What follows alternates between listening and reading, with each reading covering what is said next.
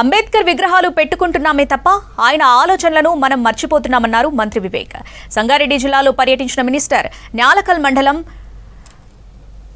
రామ్తీర్థ గ్రామంలో బాబాసాహెబ్ అంబేద్కర్ విగ్రహాన్ని ఆవిష్కరించారు. అనేక కష్టాలు పడి అంబేద్కర్ విద్యను అభ్యసించారన్నారు. వివక్షను కేవలం విద్య ద్వారానే దూరం చేయొచ్చని చెప్పారు. రౌండ్ టేబుల్ కాన్ఫరెన్స్ లో కూడా దళిత వర్గాల గురించి గొంతు వినిపించారని చెప్పారు. అంబేద్కర్ వేసిన ప్రతి ధైర్యం వెనుక చదువే కారణమన్నారు వివేక్.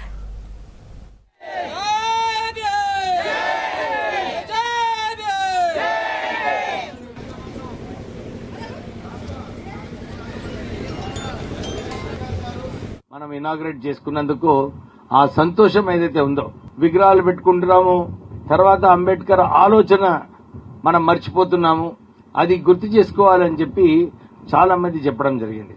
అంబేద్కర్ గారికి ఏదైతే వివక్ష ఉండేనో, చదువులో క్లాస్ రూమ్ లో కూర్చోవడంలో, నీళ్ళు ఇవ్వడంలో, భోజనాలు చేసేటప్పుడు ఇవన్నీ కూడా ఇబ్బందులు ఉన్నప్పటికీ కూడా అంబేద్కర్ గారు ఒక ఆలోచన పెట్టుకున్నాడు. ఏది ఏమైనా కానీ నేను కష్టపడి పని చదువుకొని నేను ఎట్లనైనా పాస్ అవుతానని చెప్పి ఆయన ఒక కంకణం కట్టుకొని ఇన్ని ఇబ్బందులు ఉన్నప్పటికీ కూడా ఆయన ఫస్ట్ ర్యాంక్ లో పాస్ అయ్యి 32 డిగ్రీలు సంపాదించిందంటే మీరు ఆలోచించుకోవాలి వారు ఎంత కష్టపడి పనిచేస్తున్నారు. తర్వాత వారు ఈ 32 డిగ్రీలలో London school of economics, London లో ఆయన మొట్టమొదటి భారతీయుడు అనమాట. ఆ స్కూల్లో ఉండి ఫస్ట్ ర్యాంక్ లో పాస్ అయిన వ్యక్తి డాక్టర్ బిఆర్ అంబేద్కర్ గారు. అంటే మనమందరము వారితో ఏం నేర్చుకోవచ్చు అని ఆలోచించాలి. చాలా మంది చూసినాను, దళితులు ఏదైనా ఇబ్బంది ఉన్నప్పుడు అరే నాకు వివక్ష ఉంది, నాకు ఎందుకు ఈ గొడవ అని చెప్పి పక్కకు జరిపోతారు. కానీ అంబేద్కర్ గారు ఈ వివక్ష ఏదైతే ఉండనో, ఏదైతే అన్యాయం జరిగిందో వారికి, ఇవన్నీ కూడా కేవలము విద్య ద్వారా, ఆత్మవిశ్వాసం ఏదైతే వారు తెచ్చుకున్నారో కేవలం విద్య నేర్చుకున్నందువలన ఆయన ఆత్మవిశ్వాసం రావడం జరిగింది. ఎక్కడ కూడా వెనుకకి పోలేదు. అప్పుడు రౌండ్ టేబుల్ కాన్ఫరెన్స్ అయినప్పుడు కూడా గాంధీజీ గారు ఇక్కడ స్వాతంత్రం రావాలి, మా దేశానికి ప్రజలకు స్వాతంత్రం కావాలని కొట్లాడినప్పుడు అంబేద్కర్ గారు ఇదే అన్నారు, నాకు మా వాళ్ళు దళితులకు స్వాతంత్రం లేదు, మాకు దళితులకు స్వాతంత్రం కావాలని చెప్పి డాక్టర్ బిఆర్ అంబేద్కర్ గారు ఆ సమావేశంలో మాట్లాడడం జరిగింది. అంటే ఆ ధైర్యము ఏదైతే అంబేద్కర్ గారికి వచ్చిందో, ఎక్కడి నుంచి వచ్చింది ఆ ధైర్యం? ఆ ధైర్యం కేవలము వారు చదువుకున్నందువలన, వారు క్రమశిక్షణ వలన, వారు ఏదైతే ధైర్యం ఉండేనో వారికి, వారి సెల్ఫ్ కాన్ఫిడెన్స్ లేదు, నేను ఏదేమైనా సాధించుకోవచ్చు అని చెప్పి ఏదైతే ఆలోచన ఉందో అంబేద్కర్ గారికి, ఆ ఆలోచనతోని ఎంత పెద్ద సమావేశం ఉన్నా గానీ డాక్టర్ బిఆర్ అంబేద్కర్ గారు ఆ సమావేశంలో నిలబడి మాట్లాడగలిగిన వ్యక్తి డాక్టర్ బిఆర్ అంబేద్కర్ గారు. సో మనం అందరం ఇది నేర్చుకోవాలి. అంబేద్కర్ గారు ఎట్లయితే ఆ రోజులలో, ఈ రోజులకు అయితే వివక్ష అంత లేదు, కానీ ఆ రోజులలో ఏదైతే వివక్ష ఉండేనో, ఆ వివక్ష ఉన్నప్పటికీ కూడా వారు కష్టపడి చదువుకొని నంబర్ 1 క్లాస్ లో వచ్చి వారు సమాజంలో ఒక మంచి పేరు సాధించుకున్నారు. అంబేద్కర్ గారు కేవలం ఈ భారతదేశం కాదు, ప్రపంచంలోనే ఒక మంచి పేరు సంపాదించినారు. ఎందుకంటే వారు లండన్ స్కూల్ ఆఫ్ ఎకనామిక్స్ లో చదువుకున్నప్పుడు మన భారతదేశంలో మీకు అందరు తెలుసు, బ్రిటిష్ సామ్రాజ్యం ఉండే, బ్రిటిష్ వాళ్ళు ఏదైతే ఈ దేశాన్ని దోచుకొని పోయినారో, ఈ దేశాన్ని దోచుకుపోవడంలో మనము ఆర్థికంగా భారతదేశం చాలా పైన ఎత్తులో ఉండే, కానీ బ్రిటిష్ వాళ్ళు వచ్చిన తర్వాత మన దేశాన్ని దోచుకున్న తర్వాత మన ఆర్థిక పరిస్థితి తక్కువ కావడం జరిగింది. ఆ రోజులలో అంబేద్కర్ గారు రిజర్వ్ బ్యాంక్ ఆఫ్ ఇండియా పెట్టాలి, ఈ దేశానికి రిజర్వ్ బ్యాంక్ ఆఫ్ ఇండియా అవసరం అని చెప్పి, ఎట్లా ఆర్థిక వ్యవస్థ నడిపించాలో అని చెప్పి ఆ ఆలోచనతోని, వారి ఆలోచన ద్వారానే ఆ రోజులలో రిజర్వ్ బ్యాంక్ ఆఫ్ ఇండియా పెట్టడం జరిగింది. ఓవైపు ఎండలు మండుతున్నాయి, మరోవైపు ఖరీఫ్ సాగుకు సన్నాహాలు కూడా మొదలయ్యాయి. తొలకరి పలకరించక ముందే సాగు కోసం మళ్లీ నేలను చదును చేసుకుంటున్నారు. ఈసారి అధిక దిగుబడులు సాధ్యమని నమ్ముతున్నారు. ఏళ్ల తరబడి సాగు చేస్తున్న రైతులు వేసవిలోనే దుక్కులు సిద్ధం చేసుకునే పాతకాలం నాటి సంప్రదాయాన్ని నేటికీ కొనసాగిస్తున్నారు. వ్యవసాయ అధికారులు కూడా వేసవి దుక్కులు భూములకు ఎంతో రక్షణనిస్తాయంటున్నారు.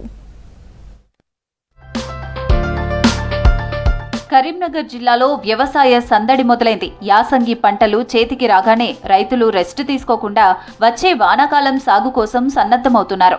మండు వేసవిలో భూమిని వృధాగా వదలకూడదనే ఉద్దేశంతో జిల్లా వ్యాప్తంగా వేసవి దుక్కల పర్వం నడుస్తోంది. అడపాదడపా కురుస్తున్న వర్షాలను సద్వినియోగం చేసుకుంటూ రైతులు తమ పంట పొలాలను చదును చేసుకుంటున్నారు. వేసవిలో లోతుగా దుక్కి దున్నడం వల్ల కేవలం నేల చదును కావడమే కాకుండా పంటను ఆశించే క్రిమి కీటకాలకు కూడా చెక్ పెట్టవచ్చని అంటున్నారు రైతులు.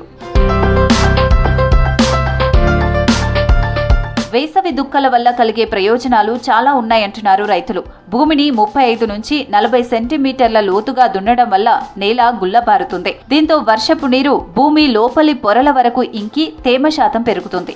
అంతేకాదు, గత పంట కాలంలో భూమి అడుగున నిద్రావస్థలో ఉన్న పురుగుల గుడ్లు, ప్యూపాలు బయటపడి ఎండ తీవ్రతకు లేదా పక్షుల దాటికి నశిస్తాయి. దీనివల్ల రాబోయే పంటలో కాండం తొలిచే పురుగు, కాయ తొలిచే పురుగు వంటి చీడపీడల ఉధృతి గణనీయంగా తగ్గుతుందని చెబుతున్నారు రైతులు. ప్లవ్ దున్నుకొని రెడీ పెట్టుకుంటాం. ఏదైనా పురుగు బూసి ఉన్న చచ్చిపోతుంది. తర్వాత కోడేరు చల్లుకొని కోడేరు కుప్పలు పోసుకొని చల్లుకొని పెట్టుకుంటాం. 6 నెలల మొక్క 6 నెలల 20 తారీఖు మొక్కలు వేసుకుంటాం కోసం తయారు పెట్టుకుంటాం. ఇప్పడుస్తుంది దుక్కులు దున్ని సాగు చేసి పెట్టుకోవడం జరుగుతుంది. ఎందుకంటే ఇందులో ఏమన్నా పురుగులు కానీ క్రిమి కీటక ఏదున్నా కానీ ఎండిపోతే పురుగులన్నీ చచ్చిపోతాయి, చెడు పురుగులు అన్నీ చచ్చిపోతాయి. ఇది ఎండబెట్టుకోవడం జరుగుతుంది. ఇప్పుడు దున్ని ఎండబెట్టుకుంటాం. తర్వాత 6వ నెలలో మళ్ళీ 6వ నెల 15-20 తారీఖు అట్లా వర్షాలు పడ్డ తర్వాత మొక్కజొన్న సాగు చేయడం జరుగుతుంది. ప్రతి రైతులు కూడా ఈసారి కొత్త పద్ధతిని పాటిస్తున్నారు. పత్తి కట్టెలను తగలబెట్టి భూసారాన్ని పాడు చేయకుండా రోటోవేటర్ల సాయంతో ఆ మొదళ్లను భూమిలోనే కలియదున్నుతున్నారు. ఇది సేంద్రియ ఎరువుగా మారి రసాయనిక ఎరువుల వాడకాన్ని తగ్గించేందుకు ఉపయోగపడుతుంది. దీనికి తోడు పశువుల ఎరువు, వర్మీ కంపోస్ట్, చెరువు మట్టిని పొలాల్లో చల్లుకుంటూ భూమిని సారవంతం చేసుకుంటున్నారు. నేలకు అడ్డంగా దున్నడం వల్ల వర్షపు నీరు వాలుగా కొట్టుకుపోకుండా భూమిలోకి ఇంకేలా జాగ్రత్తలు తీసుకుంటున్నారు. సాగుకు ముందు భూసార పరీక్షలు చేయించుకోవడం అత్యంత కీలకమని అధికారులు చెబుతున్నారు. మనిషికి రక్త పరీక్ష ఎలాగో నేలకు భూసార పరీక్ష అలాగని వివరిస్తున్నారు. మట్టి నమూనాల ఆధారంగా భూమిలో ఏ పోషకాలు తక్కువగా ఉన్నాయో తెలుసుకొని దానికి అనుగుణంగా ఎరువులు వాడితే అనవసర ఖర్చు తగ్గుతుందంటున్నారు. ఇటు లోతు దుక్కులు చేసుకోవడం వల్ల ప్రయోజనాలు ఏంటంటే ఇంతకుముందు గత పంటకు ఆశించినటువంటి క్రిమి కీటకాలు వాటి యొక్క సంబంధించిన అవశేషాలు కానీ గుడ్లు కానీ లార్వాలు కానీ ఉన్నట్టయితే భూమి లోపల నిక్షిప్తమైనవన్నీ ఈ దుక్కి వల్ల ఎండకి సూర్యరశ్మికి సోకి అవి చనిపోవడం జరిగింది. వచ్చే పంటకి పురుగు ఉధృతి కూడా తగ్గుతుంది. వేసవిలో దుక్కలు దున్నితే పంట దిగుబడి బాగా వస్తుందని అంటున్నారు అన్నదాతలు.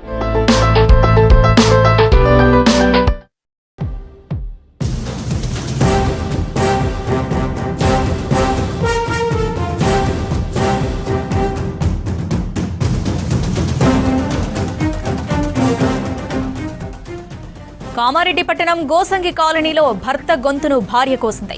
భార్య కోదండలక్ష్మి భర్త శివాజీని కొడవలితో అతి దారుణంగా నరికింది. అధికంగా రక్తస్రావం కావడంతో శివాజీ అక్కడికక్కడే మృతి చెందాడు. మృతుడు తరచూ మద్యం తాగడంతో భార్యాభర్తల మధ్య గొడవలు జరుగుతూ ఉండేవని స్థానికులు చెబుతున్నారు. ఎప్పటిలాగే నిన్న రాత్రి 11 గంటలకు లక్ష్మి శివాజీ మధ్య వివాదం మొదలైంది. ప్రస్తుతం నిందితురాలు లక్ష్మి పోలీసుల అదుపులో ఉన్నట్టు సమాచారం. ఘటనా స్థలాన్ని కామారెడ్డి పట్టణ సీఐ నరహరి పరిశీలించారు. కేసు నమోదు చేసిన పోలీసులు దర్యాప్తు చేస్తున్నారు. పోస్టుమార్టం కోసం డెడ్ బాడీని కామారెడ్డి జిల్లా ప్రభుత్వ హాస్పిటల్కి తరలించారు.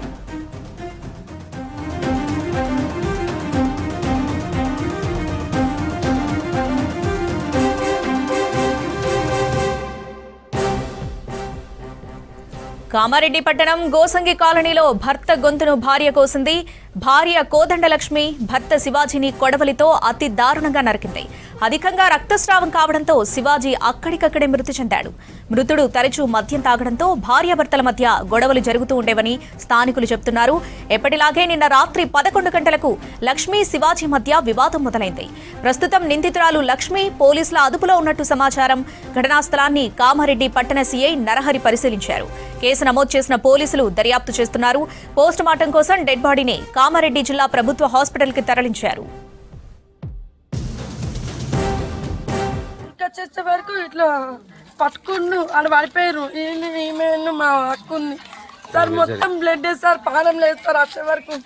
అది ఇక్కడ కొట్టిందంట, ఫస్ట్ ఇక్కడ కొట్టినాక చిన్న మీద పడిపోయిందంట, పలిపోయినాక మళ్ళీ ఇక్కడ కొట్టేసరికి ఇళ్ళకెళ్ళి ఇట్లా విక్కుందంట, ఇలా దిగితే విక్కునే వరకు రక్తం పోయిందంట. బగ్గ రక్తం సార్. ఇక మొత్తం ఆడి కొట్టుకుంటుంది అల్లనే, కొట్టుకొని చనిపోయింది సార్. చనిపోయినాక అవుతామే చిరాటుకుంటుంది సార్, ఇంట్లో చిరాటుకొని చచ్చిపోతాడు పెడితే చేస్తా అని చెప్పి అంటుంది సార్. ఈడ దర్జా ఇది వచ్చి కూర్చుంది కొడుకులు పట్టుకొని, నేనే చంపినా నేను చంపేసినా అని చెప్పి మాట్లాడుతుంది సార్. చిన్నపిల్లలు ఉన్నా కానీ రాత్రి సుమారు 12:30 కోదండం సూరి, తండ్రి పేరు లాలు అని వ్యక్తి కామారెడ్డి పోలీస్ స్టేషన్ వచ్చి తన తమ్ముడైనటువంటి శివాజీని తన మరదలు లక్ష్మి కొడవలతో నరికి చంపినదని చెప్పి దరఖాస్తు ఇవ్వగా దాని మీద కామారెడ్డి పోలీస్ స్టేషన్ నందు మర్డర్ కేసుగా నమోదు చేసి వెంటనే సీన్లోకి వెళ్ళి పరిశీలించి చూడగా మృతుడు రక్తపు మడుగులో పడి ఉన్నాడు.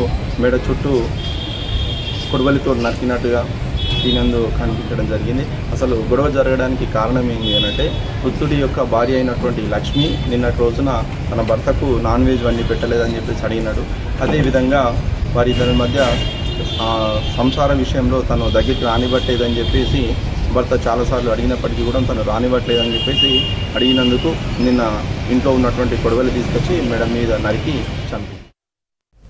మెదక్ జిల్లా నర్సాపూర్ బస్టాండ్ దగ్గర యాక్సిడెంట్ జరిగింది. బస్టాండ్ లోపలికి వెళ్తున్న ఆర్టీసీ బస్సును బోరు లారీ ఢీకొట్టింది. బస్సులో ఉన్న 10 మంది ప్రయాణికులకు స్వల్పంగా గాయాలయ్యాయి. గజ్వేల్ నుంచి సంగారెడ్డి వెళ్తున్న బస్సు బస్టాండ్ దగ్గర నెమ్మదిగా పోతూ ఉండటంతో పెను ప్రమాదం తప్పింది. దాంతో ప్రయాణికులు ఊపిరి పీల్చుకున్నారు.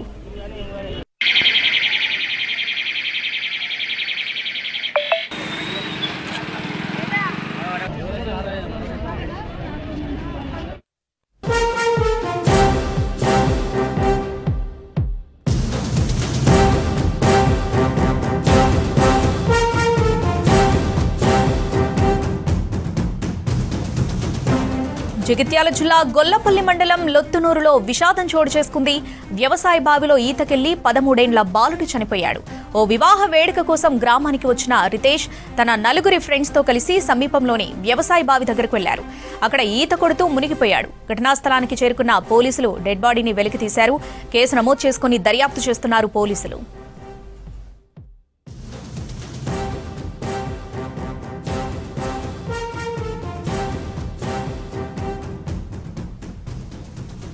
జగిత్యాల జిల్లా గొల్లపల్లి మండలం లొత్తునూరులో విషాదం చోటు చేసుకుంది. వ్యవసాయ బావిలో ఈతకెళ్లి 13 ఏళ్ల బాలుడు చనిపోయాడు. ఓ వివాహ వేడుక కోసం గ్రామానికి వచ్చిన రితేష్ తన 4 ఫ్రెండ్స్ తో కలిసి సమీపంలోని వ్యవసాయ బావి దగ్గరకు వెళ్లారు. అక్కడ ఈత కొడుతూ మునిగిపోయాడు. ఘటనా స్థలానికి చేరుకున్న పోలీసులు డెడ్ బాడీని వెలికి తీశారు.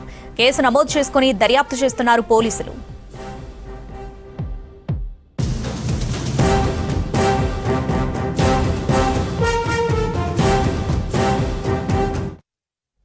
యువత ఉద్యోగం చిన్నదా పెద్దదా అని ఆలోచించకూడదని, జీతంతో సంబంధం లేకుండా ఉద్యోగంలో చేరాలని సూచించారు భువనగిరి ఎమ్మెల్యే కుంభం అనిల్ కుమార్ రెడ్డి. అనుభవం సంపాదించితే మంచి ఉద్యోగాలు చేపట్టవచ్చని చెప్పారు. భువనగిరి పట్టణంలో మే 8 నుంచి 10 వరకు 3 రోజుల పాటు ఐక్యరాజ్య సమితి అక్రిడేట్ సంస్థ సహకారంతో కుంభం ఫౌండేషన్ ఆధ్వర్యంలో జాబ్ మేళా నిర్వహిస్తున్నట్లు తెలిపారు ఎమ్మెల్యే. ప్రభుత్వ ఏర్పాటులో యువత పాత్ర కీలకమని, అలాంటి యువతకు మేలు చేసేందుకే జాబ్ మేళా ఏర్పాటు చేస్తున్నట్టు చెప్పారు. అనొచ్చు, మహర్దశ ఆ టైం నడుస్తుంది. అన్ని కార్యక్రమాలు బాగా జరుగుతున్నాయి. సరే, అవన్నీ ఒక ఎత్తు.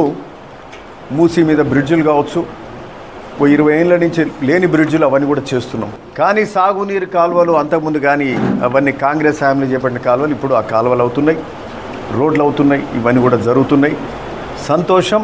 ఈరోజు సరే అవన్నీ ఒక ఎత్తు. ఈరోజు నిరుద్యోగ యువతకు, మన ప్రాంత యువతకు ఉద్యోగాలు కల్పించే బాధ్యత మీద కూడా గత ఎమ్మెల్యేగా గెలిచినప్పటి నుంచి కూడా దాని మీద ఒక ఆలోచన చేస్తున్నాం. మరి ఎందుకంటే ఆ రోజు కూడా యువతనే మనకి ఎక్కువ సపోర్ట్ చేసింది. ఈ రాష్ట్రంలో కాంగ్రెస్ ప్రభుత్వం రావడానికి ముఖ్యంగా యువత భాగస్వామ్యం పెద్ద ఎత్తున ఉంది. మరి నా కూతురు కీర్తిరెడ్డి, కుంభం కీర్తిరెడ్డి, దీని మీద ఎక్కువ ప్రత్యేకమైన దృష్టి పెట్టి మరి ఈ యొక్క ఒక జాబ్ మేళా పెడదాం భువనగిరిలో అని ఆలోచన చేసి దీని మీద ఒక ఆలోచన చేస్తే ఒక మంచి సంస్థ యునైటెడ్ నేషన్స్ ఆర్గనైజేషన్ ఏదైతుందో వాళ్ళ అక్రెడిటెడ్ సంస్థ 1M1B అక్రెడిటెడ్ సంస్థ.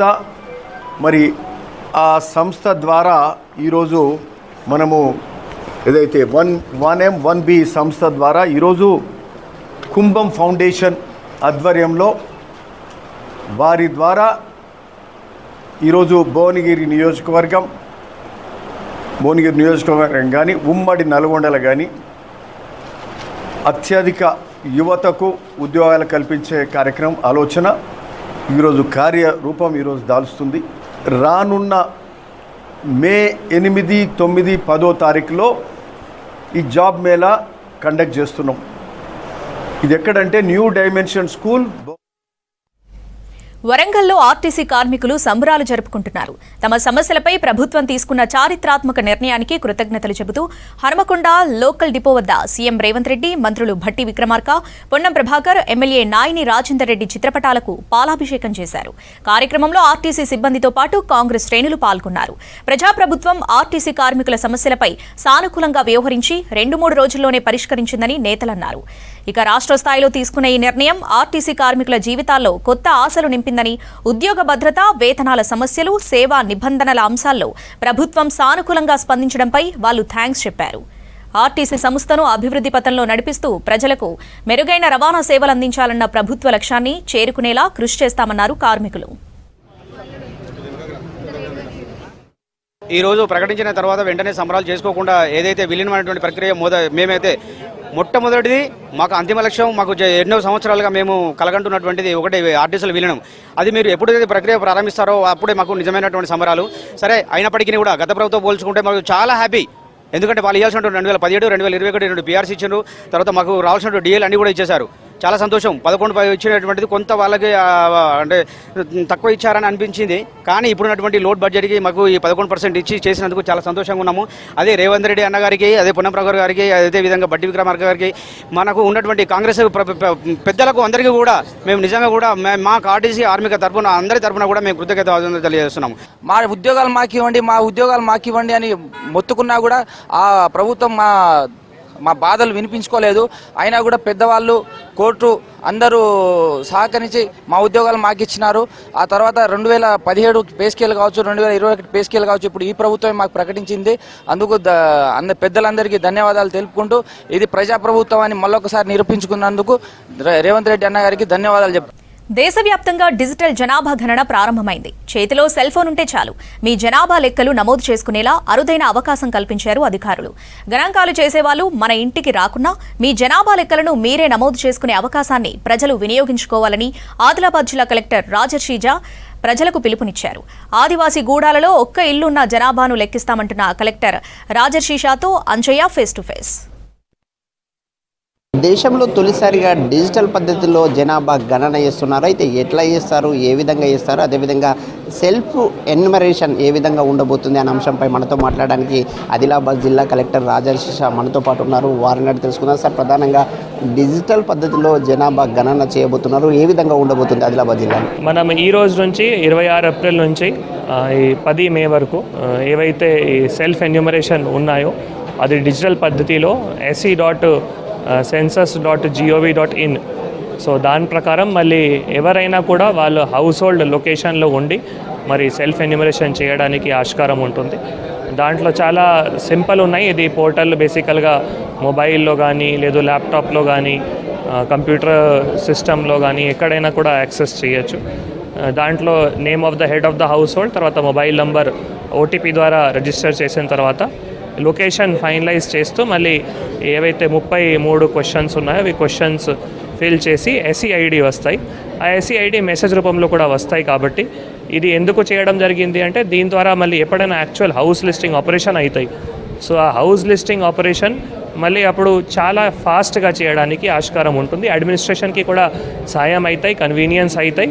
అండ్ అల్టిమేట్గా హౌస్ లిస్టింగ్ ఆపరేషన్ కూడా చేసేటప్పుడు ఎన్యూమరేటర్ ఆ హెడ్ ఆఫ్ ద హౌస్ హోల్డ్తోనే అన్ని సమాచారం తెలుసుకుంటారు. కాబట్టి ఈసారి టెక్నాలజీ రూపంలో సెల్ఫ్ ఎన్యూమరేషను, తర్వాత ఈ సెన్సస్ మేనేజ్మెంట్ మానిటరింగ్ సిస్టము, తర్వాత ఎవరైతే HLO యాప్ ఉన్నాయో ఎన్యూమరేటర్ సందర్భంగా అంతా టెక్నాలజీ ద్వారానే ఈసారి ఈ census as per the census act 1948 and as per the instructions of ORGI office of census and registrar general of India ఇదంతా కూడా ఒక హయర్కీ ప్రకారం కూడా చేయడం జరుగుతుంది. ప్రధానంగా ఆదివాసీ గూడాల్లో జనగణన చేస్తున్న సందర్భంగా ఎట్లా చేస్తారు? ముఖ్యంగా గూడాలు చాలా దూర ప్రాంతంలో ఉంటాయి, దానికి ప్రత్యేకంగా ఏమైనా చర్యలు చేపట్టారు? ఇప్పుడు వన్ థింగ్ అంటే మనం ఇప్పుడు సెల్ఫ్ ఎన్యూమరేషన్ది బేసికల్గా గ్రామ పంచాయతీల్లో అనౌన్స్మెంట్స్ మున్సిపల్ చార్టర్స్లో అనౌన్స్మెంట్స్ ద్వారా చేస్తాము. కానీ నిజమే మీరు చెప్పింది, అంటే రిమోట్ ఏరియాస్ ఉంటాయి, అక్కడ నెట్వర్క్ ఫెసిలిటీ లేకపోవచ్చు. సో దాని సందర్భంలో బేసికల్గా మనం ఈ ఒకటేమో పంచాయత్ సెక్రటరీస్కి కూడా చెప్పడం జరిగింది దట్ పంచాయత్ సెక్రటరీస్ అక్కడ సర్పంచెస్కి, వార్డ్ మెంబర్స్కి, వారికి కూడా దగ్గరే ఉండి సెల్ఫ్ ఎన్యూమరేషన్ చేయించుకోవాలి. వీళ్ళ ద్వారా మళ్ళీ అక్కడ మనం గ్రామ్ పటేల్స్ ఎవరైతే కొంత లిటరేట్ యూత్ ఉన్నారో దాని సహకారం కూడా తీసుకొని సెల్ఫ్ ఎన్యూమరేషన్ చేయొచ్చు. లేదు అంటే మరి యాక్చువల్గా మనం ఎప్పుడైనా హౌస్ లిస్టింగ్ ఆపరేషన్ ఉంటాయి, అప్పుడు తప్పకుండా మళ్ళీ మా ఎన్యూమరేటర్కి HLB తయారు చేశాము. సో HLBలో ఇటువంటి రిమోట్ హ్యాబిటేషన్స్కి కూడా ఒక సెపరేట్ HLB తయారు చేశాము. సో అప్పుడు HLB తప్పకుండా అక్కడ హౌస్ టు హౌస్ విజిట్ చేసి మళ్ళీ ఎన్యూమరేషన్ కూడా చేయాల్సిన అవసరం ఉంటుంది. మా ఉద్దేశం ఏది అంటే ఏదైనా ఒక్క హౌస్ హోల్డ్ కూడా మిస్ అవ్వకూడదు. సెన్సస్లో ఇది చాలా ఇంపార్టెంట్, జనగణనలో ఏదైనా ఒక హౌస్ హోల్డ్ మిస్ అవ్వకూడదు. కాబట్టి దాని ప్రకారము ఇప్పుడు సెల్ఫ్ ఎన్యూమరేషన్ చాలా వరకు చేయాలి.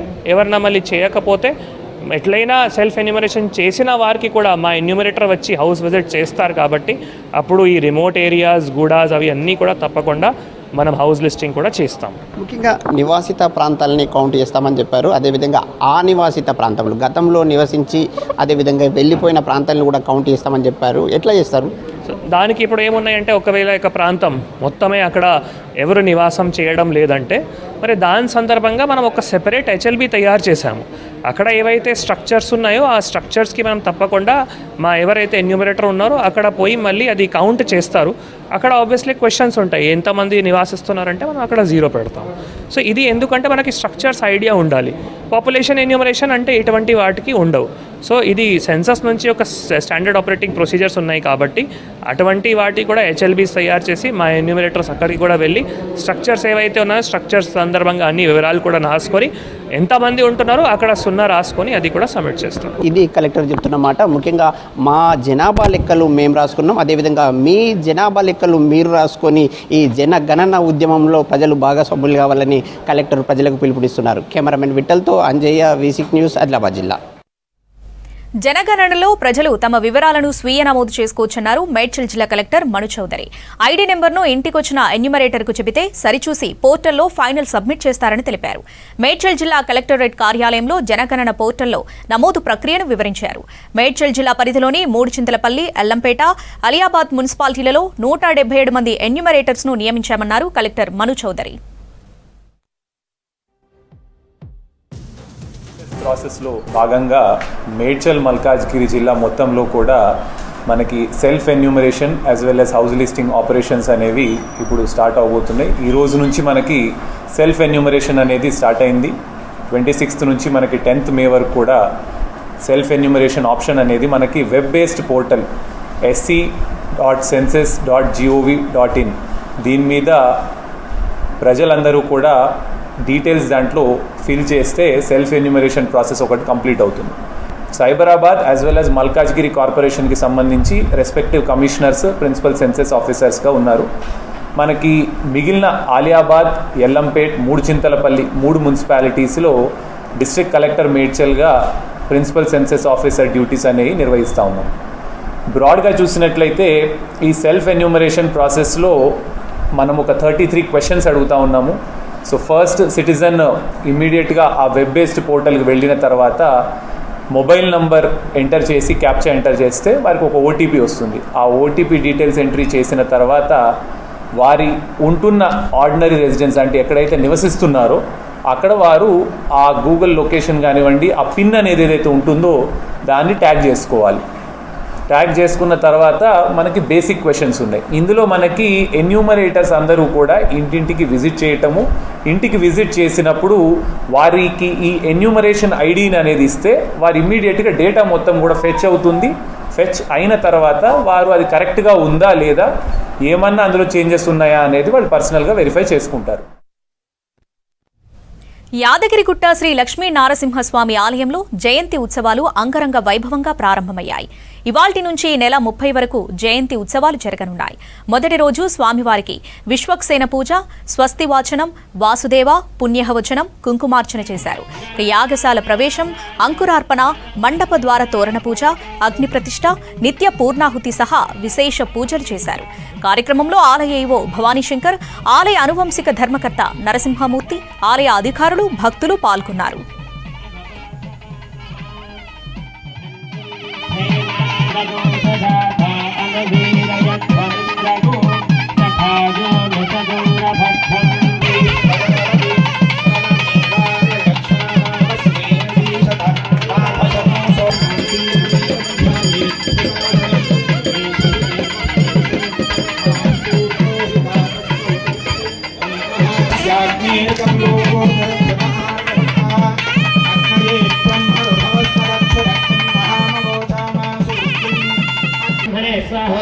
विष्णवे स्वाहा ईशानाय स्वाहा कुमाराय स्वाहा सनकाय स्वाहा सनंदनाय स्वाहा रुद्राय स्वाहा ओम विघ्नेश्वर रुद्रग्रंथ रत्नग्रंथ सदापुरा ओम देवाय स्वाहा।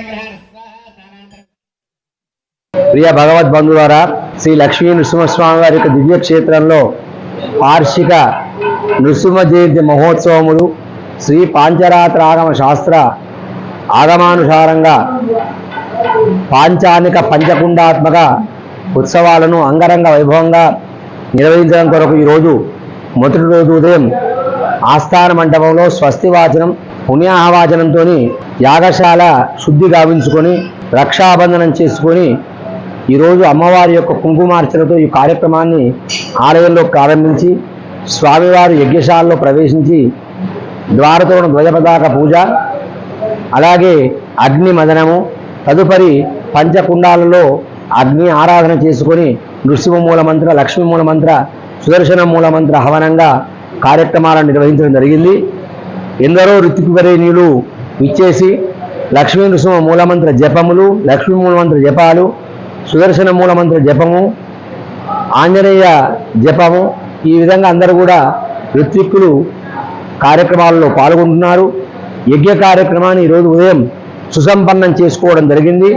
ఇట్టి నృసింహ జయంతి మహోత్సవాల్లో భాగంగా మొదటి రోజు ఉదయం అధికారులు, అర్చకవర్గం పాల్గొని ఈ కార్యక్రమాల్లో అద్భుతంగా నిర్వహించుకోవడం జరిగింది. భక్తులందరూ కూడా అధిక సంఖ్యలో పాల్గొని చూసి తరించారు. సాయంకాలము తిరువేంకటపతి అలంకార సేవలో స్వామివారు పురవీధులలో ఊరేగుతారు. అలాగే యజ్ఞశాలలో మూలమంత్ర హవనములు, సాయంకాలం పూర్ణాహుతితోని ఈరోజు మొదటి రోజు యొక్క కార్యక్రమం పూర్తవుతుంది. భద్రాచలం శ్రీ సీతారామచంద్ర స్వామి వారి ఆలయంలో జీర్ణోద్ధరణ కళావాహన కార్యక్రమాలకు పూజలు చేపట్టారు పండితులు. ప్రభుత్వం 351 కోట్ల రూపాయల నిధులతో చేపట్టిన అభివృద్ధి పనుల్లో భాగంగా పూజలు నిర్వహించారు. త్రిదండి చిన్నజీయర్ స్వామి ఆధ్వర్యంలో కార్యక్రమం చేపట్టారు. ఆలయం బయట ఉన్న ఉప ఆలయాలకు, శ్రీ లక్ష్మీ తాయారు అమ్మవారి ఆలయానికి, గోపుర ప్రాకారాలకు పూజలు చేశారు.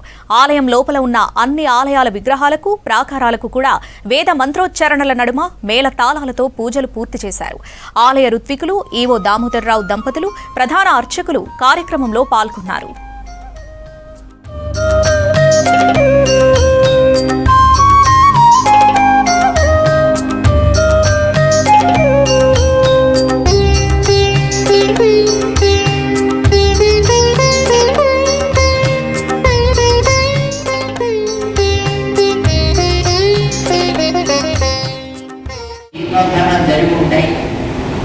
ఎందుకంటే ప్రకృతిలో ఉండేటటువంటి ప్రభావాన్ని బట్టి స్వామి వెంచేసి ఉండేటటువంటి స్థానాలలో ఎప్పుడైనా చిన్న చిన్న సేవలు అవసరమైతే దాన్ని జీర్ణోద్ధరణ చేసి మళ్ళీ సరైనటువంటి క్రమాన్ని అక్కడ జరిగేటట్టు చేయడం అనేటటువంటి ఒక పద్ధతి. గతంలో మన కొండపల్లి వాసుదేవరావు గారు కమిషనర్గా ఉండేటప్పుడు మన పెద్ద జీఎస్ స్వామి వారు, వానమామలే జీఎస్ స్వామి వారు, కంచి స్వామివారు కూడా ఇక్కడికి ఇచ్చేసి స్వామివారి యొక్క బయట ఈవేళ మనం కళ్యాణాన్ని జరుపుకునేటటువంటి మండపాలు, అలాగే ఇక్కడ స్వామి యొక్క సన్నిధానం పైన ఉండేటటువంటి విమానం లోపల స్వామి యొక్క ఆరాధనలు జరిగేటటువంటి మూల స్థానాన్ని కూడా పునరుద్ధరణ చేసి జీర్ణోద్ధరణ జరిపారు అని వింటున్నాం.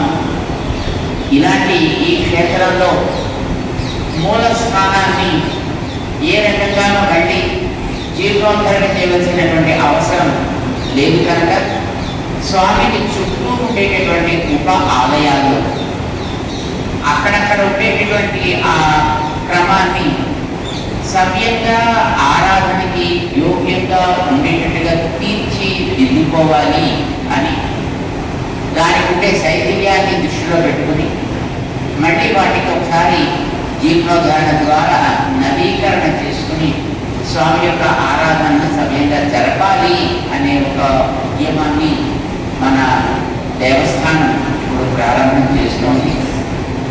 ప్రభుత్వం ఈ స్వామికి జరిగేటటువంటి సేవని సవ్యంగా బాగా జరపాలి అనే ఉద్దేశంతో దానికి కొంత ధనాన్ని కూడా వారు కేటాయించి రేపు రాబోయేటటువంటి పుష్కరాలలో ఈ జీర్ణోద్ధరణ కార్యక్రమం జరిగి స్వామి యొక్క ఉప ఆలయాల్లో పునఃప్రతిష్టాపన జరిగి నిత్యారాధనని యథావిధిగా స్వీకరించగలిగేటట్లుగా ఇది జరగాలి అనే ఒక ఉత్తమమైనటువంటి కార్యక్రమానికి ఈవేళ శిలాన్యాసం జరుగుతోంది. హనుమకొండ జిల్లా భీమదేవరపల్లి మండలంలో పోచమ్మ తల్లి బోనాలు ఘనంగా జరిగాయి. మల్కనూరులో గౌడ కులస్తులు ఈ వేడుకను జరుపుకున్నారు. డప్పు చప్పుళ్లు, శివసత్తుల నృత్యాల మధ్య మహిళలు బోనాలను ఊరేగింపుగా తీసుకెళ్లగా గ్రామదేవతకు సమర్పించారు. బోనాల పండుగతో గ్రామంలో పండుగ వాతావరణం నెలకొంది. ప్రతి ఏటా గౌడ కులస్తులు బోనాల పండుగను పెద్ద ఎత్తున నిర్వహిస్తారు.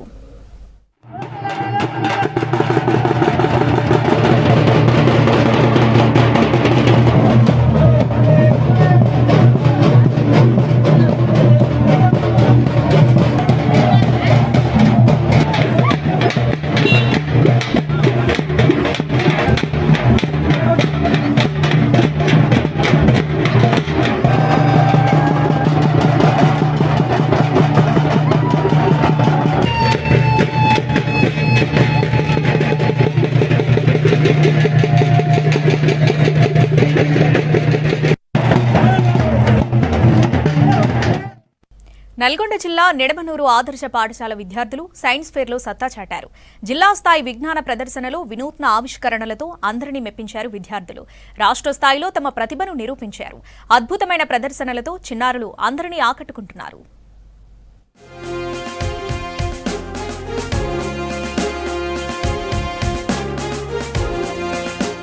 నల్గొండ జిల్లా నిడమానూరు మండల కేంద్రానికి చెందిన మోడల్ స్కూల్ విద్యార్థులు నిర్వహించిన రాష్ట్ర జిల్లా స్థాయి సైన్స్ ఫేర్ ప్రదర్శనలో అందరినీ ఆకట్టుకున్నారు.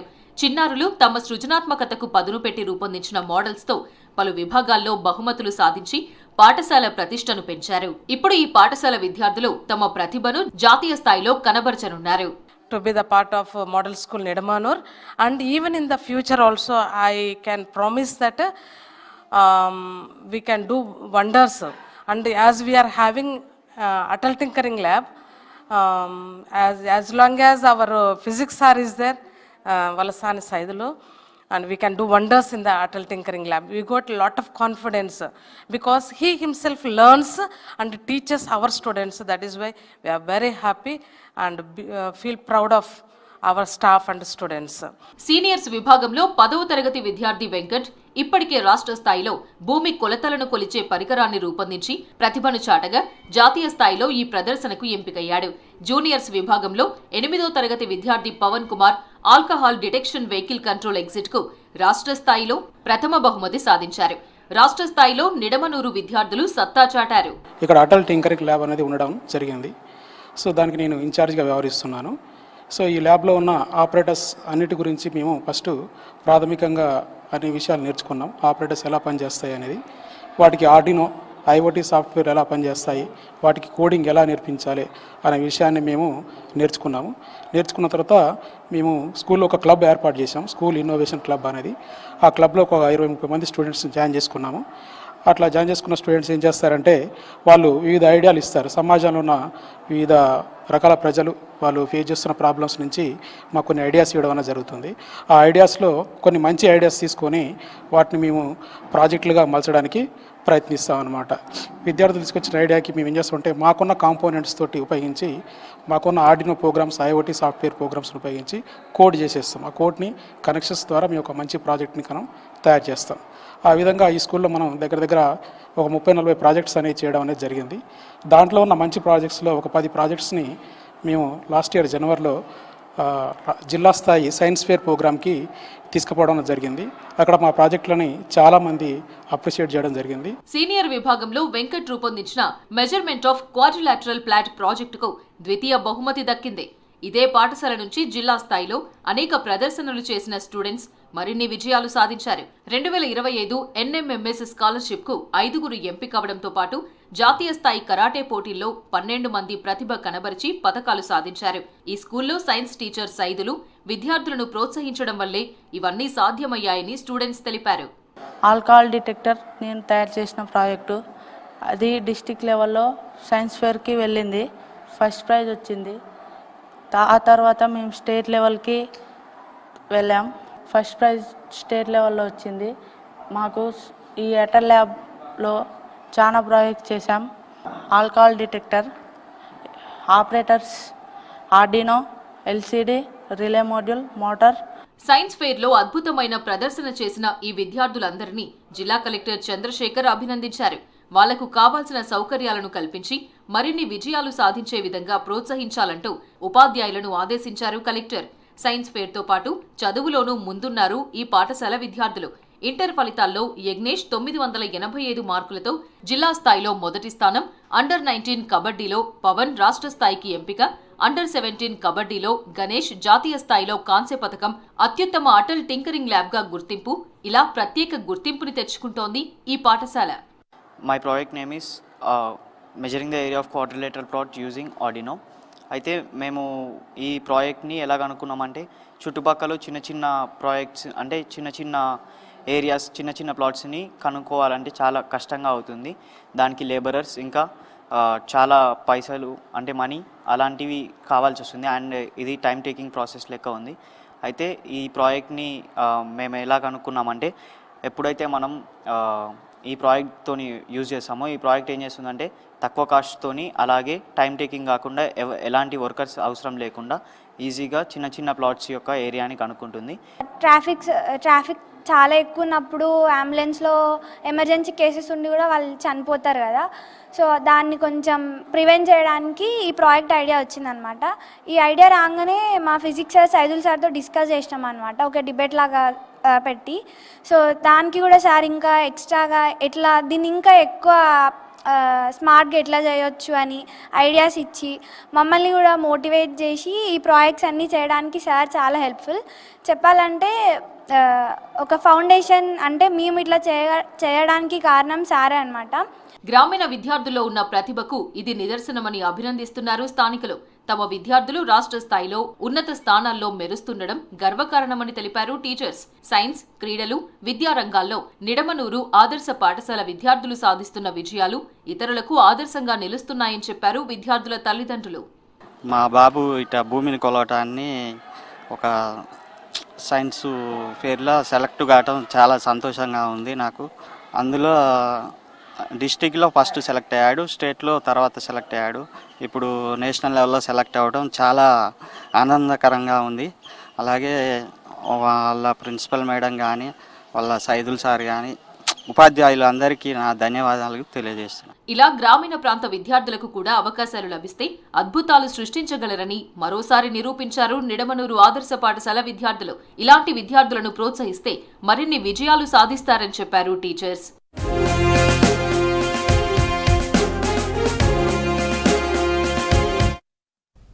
కొనుగోలు కేంద్రాల నిర్వాహకులకు ప్రభుత్వం స్పష్టమైన మార్గదర్శకాలు జారీ చేసింది.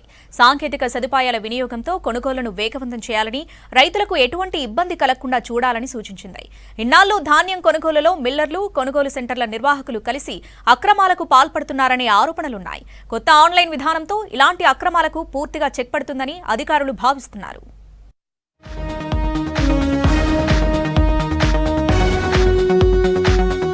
రాష్ట్రంలో ధాన్యం కొనుగోలు ప్రక్రియను పారదర్శకంగా క్రమబద్ధంగా నిర్వహించేందుకు ప్రభుత్వం కీలక సంస్కరణలను అమలు చేస్తోంది. కొనుగోలు కేంద్రాల్లో లారీ లోడ్ చేసిన వెంటనే ఆన్లైన్లో ట్రక్ షీట్ జనరేట్ చేసి సంబంధిత మిల్లును ఆటోమేటిక్ గా కేటాయించే విధానాన్ని ప్రవేశపెట్టింది. మాన్యువల్ మిల్లుల కేటాయింపు విధానానికి పూర్తిగా ముగింపు పలికింది. కొత్త విధానంలో లారీలో ధాన్యం లోడ్ చేసే సమయంలో ముందుగా మిల్లు వివరాలు తెలియవు. ట్రక్ షీట్ ఆన్లైన్లో జనరేట్ చేసిన తర్వాతే సిస్టమ్ ఆటోమేటిక్ గా ఏ మిల్లుకు తరలించాలో సూచిస్తుంది. ట్రక్ షీట్లో తెలిపిన మిల్లుకే ధాన్యాన్ని తప్పనిసరిగా తరలించాల్సి ఉంటుంది. మిల్లుల కెపాసిటీని పరిగణలోకి తీసుకుని కేటాయింపులు జరగనున్నాయి. దీంతో ఇప్పటి వరకు మిల్లర్లు, కొనుగోలు సెంటర్ల నిర్వాహకులు చేస్తున్న అక్రమాలకు చెక్ పడనుంది. వడ్ల రవాణాలో అవకతవకలను అరికట్టేందుకు జీపీఎస్ విధానాన్ని తప్పనిసరి చేశారు. లారీలు, డీసీఎం వాహనాల్లో జీపీఎస్ పరికరాలు అమర్చడం తప్పనిసరి. జీపీఎస్ సరిగా పనిచేస్తున్న వాహనాలకు మాత్రమే లోడింగ్ కు అనుమతినిస్తారు. వాహనాల కదలికలను రియల్ టైంలో పర్యవేక్షించి ధాన్యం ఎక్కడికి వెళ్తుందన్న దానిపై స్పష్టత ఉంటుంది. కొనుగోలు కేంద్రాల్లో ధాన్యం కొనుగోలు చేసే టైంలోనే రైతుల వివరాలు, ధాన్యం పరిమాణం వంటి సమాచారాన్ని ట్యాబ్తో వెంటనే ఆన్లైన్లో నమోదు చేయాలని ప్రభుత్వం ఆదేశించింది. రియల్ టైం డేటా నమోదుతో పారదర్శకత పెరగడంతో పాటు రైతులకు చెల్లింపులు వేగంగా జరిగే అవకాశం ఉందని అధికారులు చెబుతున్నారు. ప్రభుత్వ నాణ్యతా ప్రమాణాలకు అనుగుణంగా ఉన్న ధాన్యాన్ని మాత్రమే కొనుగోలు చేయనున్నారు. సివిల్ సప్లై శాఖ తీసుకొచ్చిన ఈ సంస్కరణలతో ధాన్యం కొనుగోలులో పారదర్శకత పెరిగి రైతులకు న్యాయమైన ధర లభించడంతో పాటు చెల్లింపులు వేగంగా జరుగుతాయని అధికారులు చెబుతున్నారు. మొత్తం మీద సాంకేతికత ఆధారంగా రూపొందించిన ఈ విధానంతో ధాన్యం కొనుగోలులో సమూల మార్పులు తీసుకువస్తున్నారు.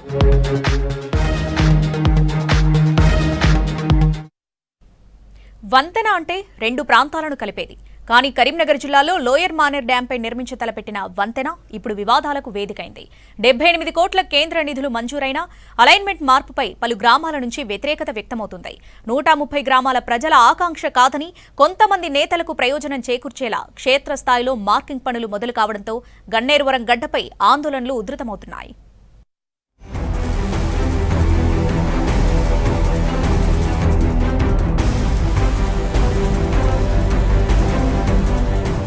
లోయర్ మానేరు డ్యాం కరీంనగర్ జిల్లాకు జీవనాడి. కానీ ఇదే డ్యాం నిర్మాణం కోసం 45 ఏళ్ల క్రితం తమ భూములు, ఇల్లు త్యాగం చేసిన నిర్వాసితులకు మాత్రం శాపంలా మారింది. గన్నేరువరం, బెజ్జంకి, ఇల్లంతకుంట మండలాలకు చెందిన దాదాపు 130 గ్రామాలకు జిల్లా కేంద్రం చేరుకోవాలంటే ప్రస్తుతం 40 కిలోమీటర్ల చుట్టూ తిరిగి రావాల్సి వస్తుంది. ఈ వ్యధను తీర్చేందుకు వంతెన నిర్మించాలని గత 15 ఏళ్లుగా మానేరు బ్రిడ్జి జేఏసీ ఆధ్వర్యంలో పోరాటం జరుగుతోంది. ఎన్నికల సందర్భంగా కేంద్ర మంత్రి బండి సంజయ్ ఇచ్చిన హామీ మేరకు కేంద్ర ప్రభుత్వం ఇటీవల 78 కోట్ల రూపాయల నిధులు మంజూరు చేసింది. దీంతో దశాబ్దాల తమ ఆకాంక్ష నెరవేరుతోందని ఈ ప్రాంత ప్రజల్లో ఆశలు చిగురించాయి. లోయర్ మానేరు డ్యాంపై వంతెన నిర్మాణం గన్నేరువరం, బెజ్జంకి, ఇల్లంతకుంట మండలాల ప్రజల దశాబ్దాల కళ. ప్రజల కష్టాలకు ముగింపు పలికేందుకు కేంద్రం 78 కోట్ల నిధులు మంజూరు చేసింది. అయితే ఈ వంతెన ఎక్కడ నిర్మించాలనే అంశంపై ఇప్పుడు గన్నేరువరం మండలంలో భిన్నమైన వాదనలు వినిపిస్తున్నాయి. ప్రజల ఆకాంక్షలకు అనుగుణంగా వంతెన ఉండాలా, లేక వచ్చిన నిధులు వృధా కాకుండా పనులు మొదలవ్వాలనే చర్చ ఊపందుకుంది.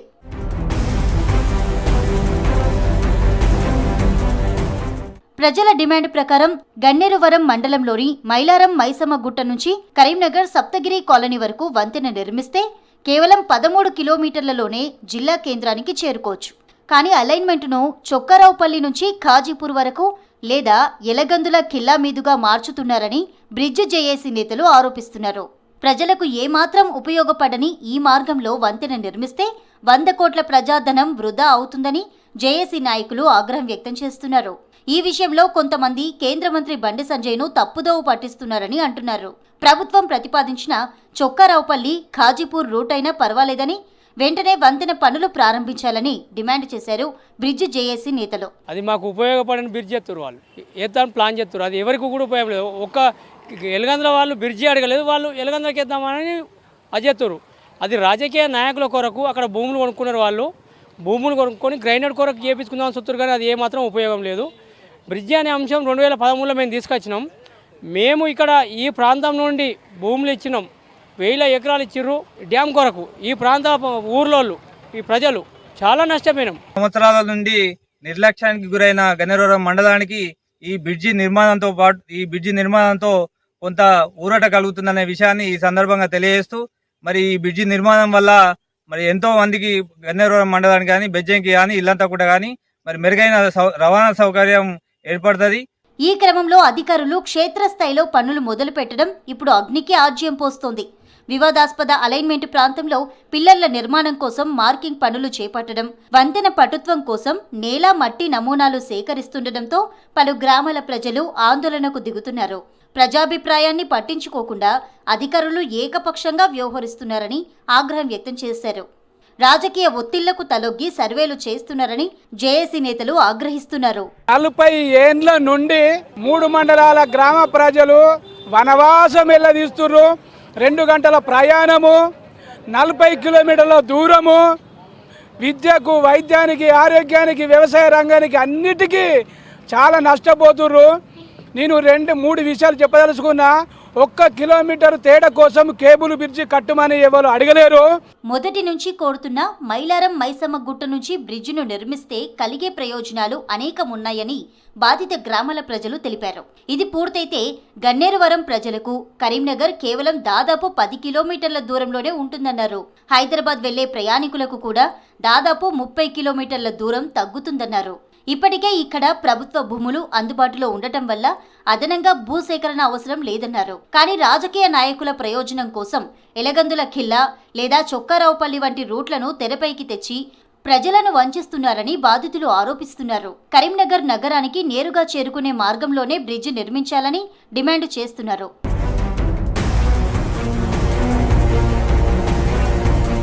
ఇప్పటికే అనేక గ్రామ పంచాయతీలు మైలారం నుండి బ్రిడ్జి కావాలని తీర్మానాలు చేసి కేంద్ర మంత్రి బండి సంజయ్ కుమార్ కు సమర్పించారు.